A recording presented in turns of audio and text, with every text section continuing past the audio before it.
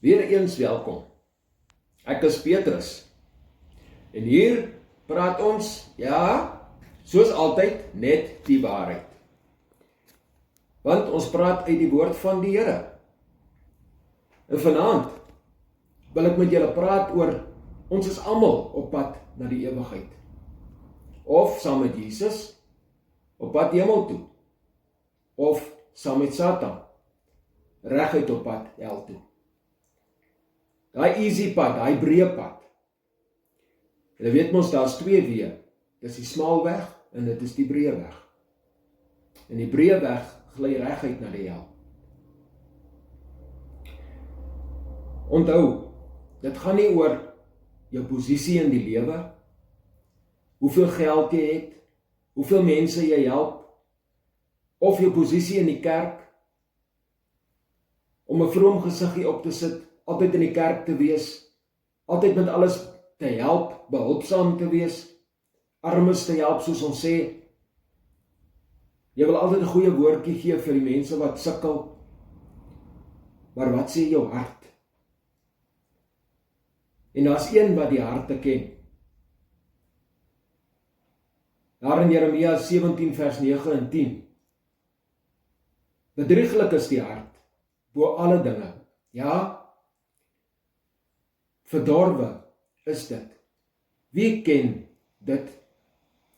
Die Here sê, ek, die Here, deursoek die hart, toets die niere, om aan elkeen te gee na sy weë, volgens die vrugte van sy handelinge. En ja, ons is almal sondaars. Romeine 3 vers 23. Want almal het gesondig en het ontbreek aan die heerlikheid van God. Maar daar is een wat ons kan help. Jesus Christus, wat vir ons die weg gebaan het. Wat vir ons sonde geword het, sodat hy gekruisig kon word. En na 3 dae het hy opgestaan, die dood oorwin, en lewe tot in alle ewigheid.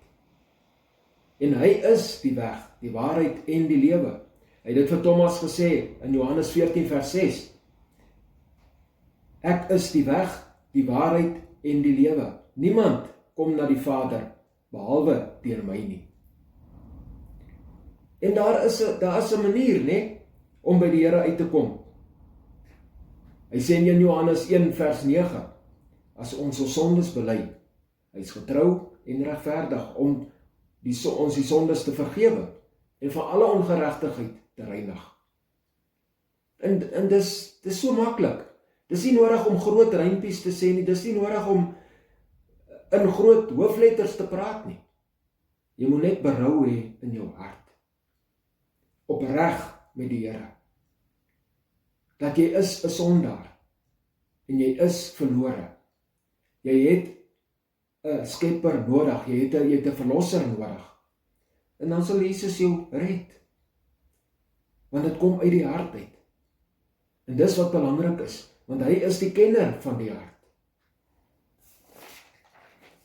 En dan het ons ons het nie nodig om te vrees nie. Want as jy gered is, as jy werklik weet dat jy het Jesus Christus aangeneem as Salamaker en Verlosser, dan hoef jy nie te vrees vir die oordeel wat kom wanneer hy die tweede keer terugkom aarde toe nie. Want dit kom regtig, dit is 'n werklikheid. Dan kom hy oordeel die lewende en die dode. Want dan het jy nie nodig om te vrees nie. Maar my vriend en my vriendin, kom ek moedig jou aan.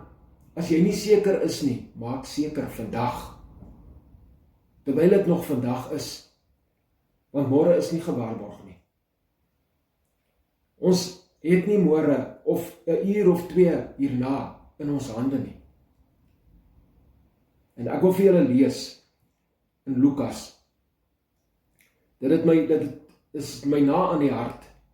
Lukas 16 vanaf vers 22 tot 26. Dan sal julle sien wat ek bedoel. Dit is die gelykenis wat Jesus vertel het van die ryk man en Lazarus. Lazarus was 'n bedelaar. En hy het gesmag om net die krummels van die tafel af by die ryk man te kon eet, om versadig te word. En die honde het sy sere gelek.